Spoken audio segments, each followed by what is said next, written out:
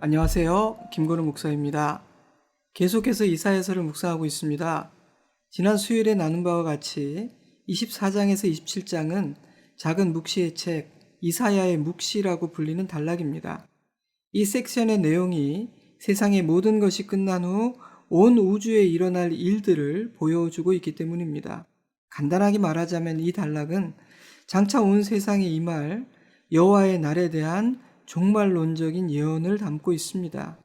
때문에 이 단락은 그날에 일어날 일들의 핵심들을 요약한 미니 북과도 같습니다. 주의 깊게 읽어볼 가치가 있겠죠? 이 말씀이 이런 맥락 안에 들어 있었던 것이구나 싶은 익숙한 구절도 여럿 됩니다. 이사야는 범우주적으로 임할 심판의 처참한 모습과 함께 하나님의 완전한 승리와 구원을 선포합니다.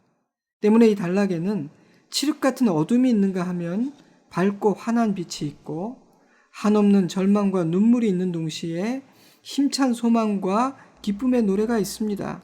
그런데 놀랍게도 방점은 절망과 심판이 아닌 구원과 소망에 찍혀 있습니다. 종말론, 묵시, 여호와의 날 이러한 표현들은 왠지 심판, 파멸, 고통, 환난 이런 단어들을 떠올리게 합니다. 물론 그런 일들이 일어날 것입니다. 여호와의 날은 하나님께서 재판장으로 오시는 날이기에 두렵고 무서운 일들을 피할 수는 없을 것입니다.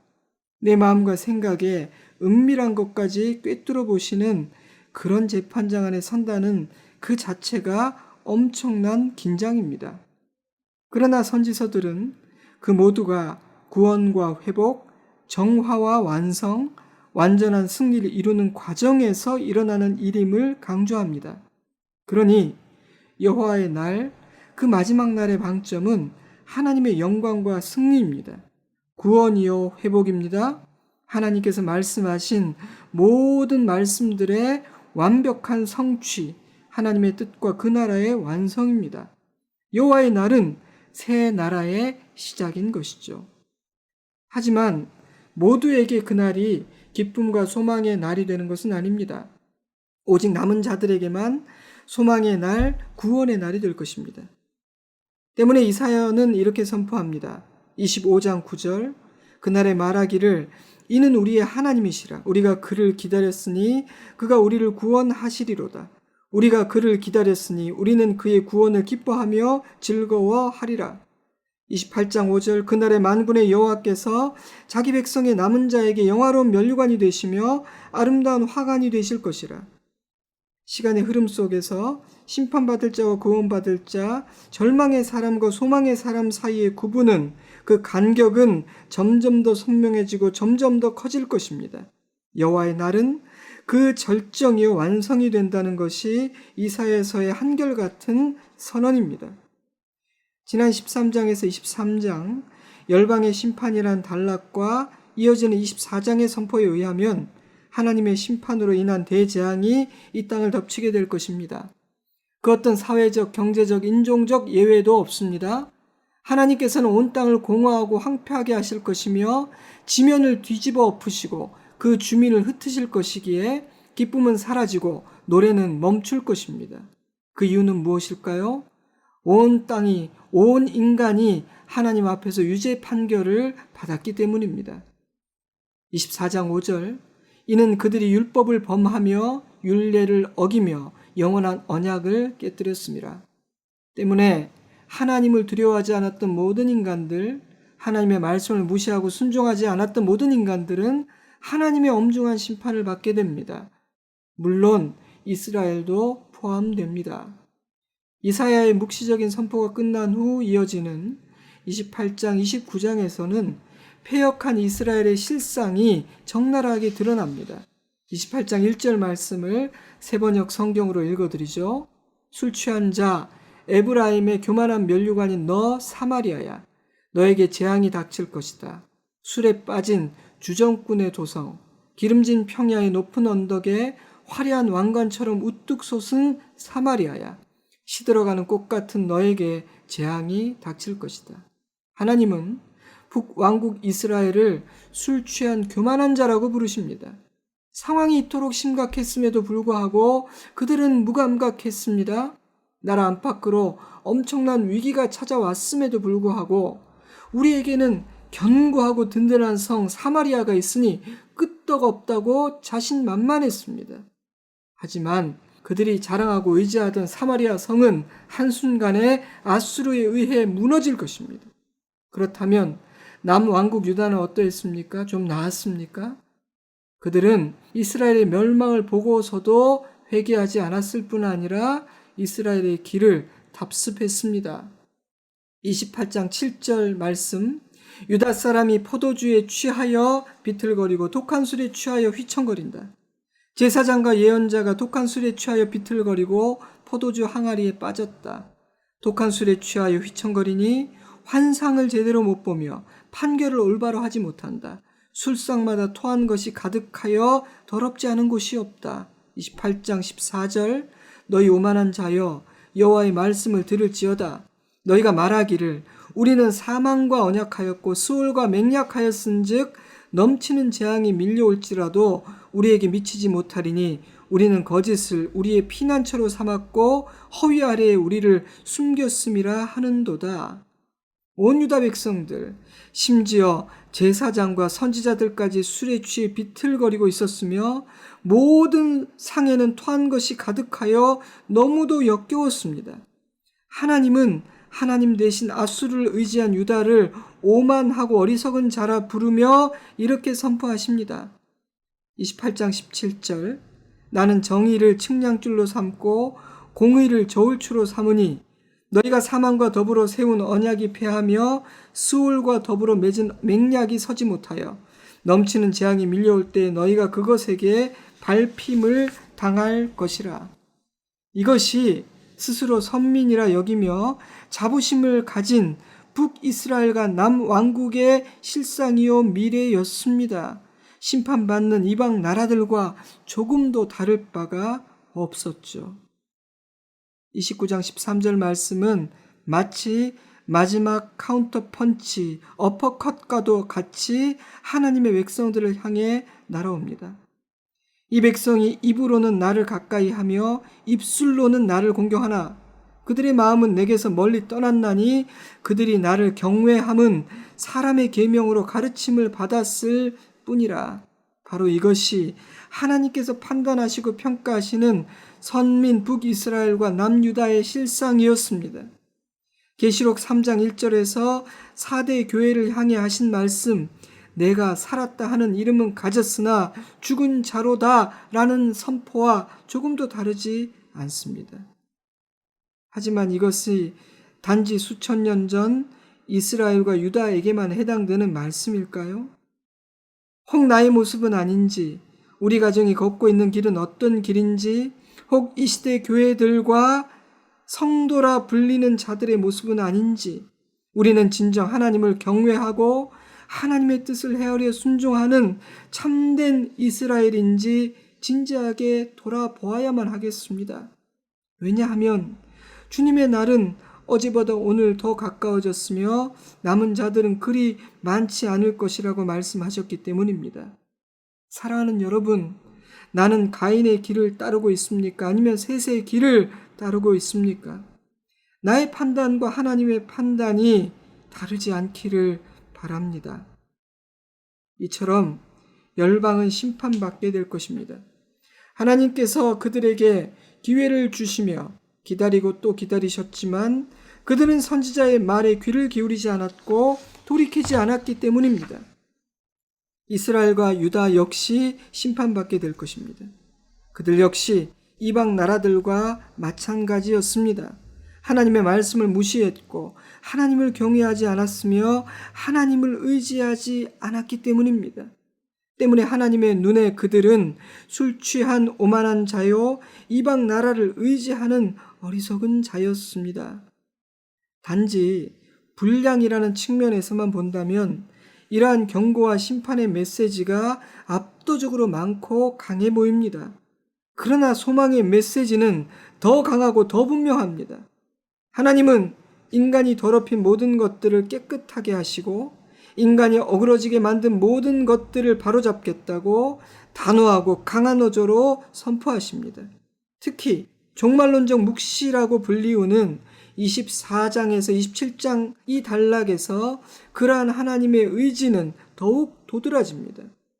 25장, 26장, 27장에서 제가 몇 구절을 발췌해서 읽어드리죠. 25장 4절, 주는 포악자의 기세가 성벽을 치는 폭풍과 같을 때 빈궁한 자의 요새이시며 환난 당한 가난한 자의 요새이시며 폭풍 중에 피난처이시며 폭양을 피하는 그늘이 되셨사오니 주께서 이방인의 소란을 그치게 하시며 포악한 자의 노래를 낮추시리이다. 만군의 여호와께서 이 산에서 만민을 위하여 기름진 것과 오래 저장하였던 포도주로 연회를 베푸시리니 사망을 영원히 멸하실 것이라. 주 여호와께서 모든 얼굴에서 눈물을 씻기시며 자기 백성의 수치를 온 천하에서 제하시리라. 이사야 26장 2절, 너희는 문들을 열고 신의를 지키는 의로운 나라가 들어오게 할지어다. 주께서 심지가 견고한 자를 평강하고 평강하도록 지키시리니 이는 그가 주를 신뢰함이니이다. 너희는 여호와를 영원히 신뢰하라. 주 여호와는 영원한 반석이심이로다. 27장 6절, 후일에는 야곱의 뿌리가 박히며 이스라엘의 움이 돋고 꽃이 필 것이라. 그들이 그 결실로 지면을 채우리로다. 그날에 큰 나팔을 불리니 아수르 땅에서 멸망하는 자들과 애굽 땅으로 쫓겨난 자들이 돌아와서 예루살렘 성산에서 여호와께 예배하리라. 아멘, 할렐루야. 바로 이것이 하나님의 뜻이며 하나님의 거룩한 작정하심입니다. 하나님은 세상의 모든 악을 공의로 판결하시고 반드시 값을 치르게 하실 것입니다. 그 어떤 악도 심판이 없이 어물쩍 넘어가지 않을 것입니다. 세상 법정에서는 속임수가 통하고 유전무죄, 무전유죄와 같은 일이 일어나며 뇌물로 판결을 굽게 할 수도 있습니다. 그러나 하나님의 법정에서 세상의 속임수와 권력은 통하지 않습니다. 하나님은 그러한 심판의 과정을 통해 끝까지 믿음을 지켜낸 남은 자들을 만천하에 드러내시고 그들에게 큰 상을 주실 것입니다. 간신히 벌을 면하게 되는 정도가 아니라 하나님의 나라에 들어가게 하시며 하나님과 영원히 함께 거하게 하실 것이며 그들을 높이실 것입니다. 세상은 점점 더 깊은 혼돈과 갈등과 분열 속으로 치닫고 있으며 악이 승리하고 있는 것처럼 보이지만 결국 모든 것은 하나님의 뜻대로 될 것이라고 이사야는 강하게 선포합니다. 그러므로 여러분, 하나님을 나의 목자요, 구원이요, 산성이요, 반석이요, 요새로 삼는 일을 포기하거나 중단해서는 안 됩니다. 하지만 안타깝게도 수많은 사람들이 포기하고 낙오할 것입니다. 믿음으로 완주해내지 못하는 것입니다. 그래서 남은 자는 적습니다. 남은 자는 적습니다. 사실 많을 수가 없습니다. 많은 사람들이 하나님이 아닌 다른 살 길을 찾기 때문입니다. 이방 나라를 의지하고 자신의 생각을 지혜롭게 여기며 자신의 소유를 의지하고 세상의 재미와 향락에 빠질 것이기 때문입니다. 사랑하는 여러분, 저와 여러분은 선택해야 합니다. 우리의 믿음과 의지는 너무도 연약하기에 매일 선택하고 날마다 다시 결심해야만 합니다. 여러분은 어찌하실 것입니까? 이제 지난 한 주간의 본문 중에 핵심적이고 결정적이라고 생각되는 두 곳의 말씀을 읽고 잠시 나누도록 하겠습니다. 먼저 28장 23절과 29절 말씀입니다. 너희는 귀를 기울여 내 목소리를 들으라. 자세히 내 말을 들으라. 이도 만군의 여호와께로부터 난 것이라. 그의 경영은 기묘하며 지혜는 광대하니라. 세번역 성경과 현대인의 성경은 29절을 이렇게 번역했습니다.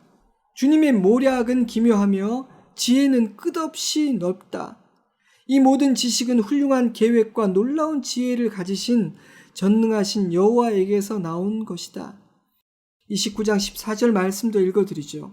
그러므로 내가 이 백성 중에 기이한 일 곧 기이하고 가장 기이한 일을 다시 행하리니 그들 중에서 지혜자의 지혜가 없어지고 명철자의 총명이 가려지리라. 이사야는 하나님의 계획과 경영하심은 참으로 신비하고 엄청나게 광대하다고 선포합니다.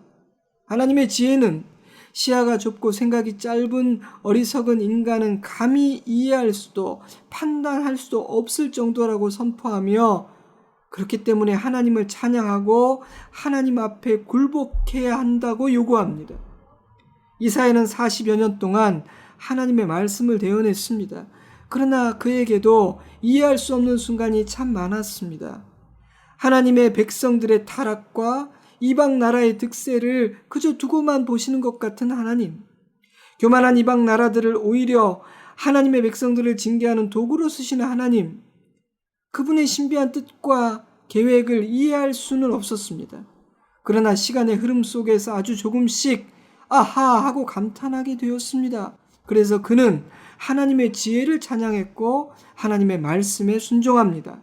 하나님의 경영은 기묘하고 하나님의 지혜는 참으로 광대하다는 사실을 깨달았기 때문입니다. 자신의 좁은 소견은 한계가 있고 틀릴 수 있지만 이해할 수 없는 하나님의 계획과 놀라운 경영은 언제나 옳음을 보았기 때문입니다. 그래서 그는 하나님을 찬양하고 하나님의 지혜 앞에 무릎 꿇을 것을 요구합니다. 얄팍한 인간의 지혜와 경험을 의존하지 말고 강해 보이는 이방 나라들도 의지하지 말며 내가 쌓은 성과 나의 소유를 의지해서도 안 된다고 선포합니다. 저는 욥이 이사야서가 말하고 있는 이 놀라운 사실과 동일한 고백을 하고 있다는 생각이 들었습니다. 욥기 42장 2절, 주께서는 못하실 일이 없사오며 무슨 계획이든지 못 이루실 것이 없는 줄 아오니 무지한 말로 이치를 가리는 자가 누구이니까? 나는 깨닫지도 못한 일을 말하였고 스스로 알 수도 없고 헤아리기도 어려운 일을 말하였나이다. 내가 말하겠사오니 주는 들으시고 내가 주께 묻겠사오니 주여 내게 알게 하옵소서. 내가 주께 대하여 귀로 듣기만 하였사오나 이제는 눈으로 주를 배웁나이다. 그러므로 내가 스스로 거두어 드리고 티끌과 제 가운데에서 회개하나이다. 무슨 말입니까? 하나님, 듣기만 하던 주님을 눈으로 배우니 그동안 제가 감히 하나님의 경영과 지혜에 대해 너무 많은 판단을 하고 너무 많은 말을 경솔하게 했다는 사실을 깨닫게 됩니다. 저의 모든 말과 판단을 거두어 드리고 하나님 앞에 회개합니다. 주님의 지혜와 놀라운 권세 앞에 무릎을 꿇습니다. 욥은 이렇게 고백하고 있는 것입니다. 사랑하는 성도 여러분, 저와 여러분도 욥과 같이 고백할 수 있기를 바랍니다. 어리석고 교만했음을 회개하고 나의 경솔한 판단과 말들을 거두어 드립시다. 더 겸손한 태도로 듣고 가르침을 받고 인도하심을 받아 온전히 순종하겠다고 고백합시다. 주님을 찬양하고 나의 하나님 그 여호와 내 아버지를 높입시다. 만일 우리가 하나님만을 의지한다면, 만약 저와 여러분이 남은 자로서 주님을 찬양하고 그 앞에 겸손히 엎드리는 자라면 하나님의 경영이 기묘하며 하나님의 지혜가 광대하다는 사실은 한없이 든든한 소망의 이유가 될 것입니다. 우리는 하나님의 섭리와 경영 안에서 살고 있는 자이기 때문입니다. 만약 그렇다면 단지 눈에 보이는 것만으로 함부로 판단하고 경솔히 입을 열지 않게 될 것입니다. 쉽게 절망하거나 포기하지도 않을 것입니다. 쉽게 분노하고 내 힘으로 보복하고 내 실력으로 바로잡으려 하지 않고 주님께 맡기고 기다리는 여유와 넉넉함을 가질 수 있을 것입니다. 평안함과 유연함을 소유하게 될 것입니다. 왜냐하면 우리는 신묘막측한 하나님의 지혜 안에 있는 자들이며 하나님의 모든 뜻은 이루어질 것임을 믿기 때문입니다. 사랑하는 여러분, 여러분은 선지자가 선포하고 있는 이 사실을 믿으십니까?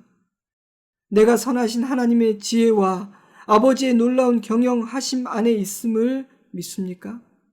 오늘 이 아침에는 하나님의 지혜와 경영하심의 위대하심과 광대하심을 찬양했으면 좋겠습니다. 모든 것이 주님의 뜻대로 될 것이며 내가 주님의 선하신 뜻 안에 있음을 믿는다는 고백을 드릴 수 있기를 바랍니다. 그리고 이 말씀을 마음에 새깁시다. 주께서 이르시되 이 백성이 입으로는 나를 가까이 하며 입술로는 나를 공경하나 그들의 마음은 내게서 멀리 떠났나니 그들이 나를 경외함은 사람의 계명으로 가르침을 받았을 뿐이라. 주님, 제가 입술로만 주님을 공경하는 자 되지 않기를 원합니다. 저의 온 마음으로 저의 삶의 모습으로 주님 경외하는 자임을 드러내는 참 이스라엘 남은 자로 서겠습니다. 오늘 우리에게 이런 기도가 있기를 바랍니다. 이 시간 찬송가 27장을 한번 펴보시기 바랍니다. 찬송가 27장입니다. 빛나고 높은 보좌와라는 찬양인데 이 찬송을 내 마음을 담아 힘차게 부르고 기도하는 시간을 가지시기 바랍니다. 복된 주일에 뵙겠습니다. 샬롬.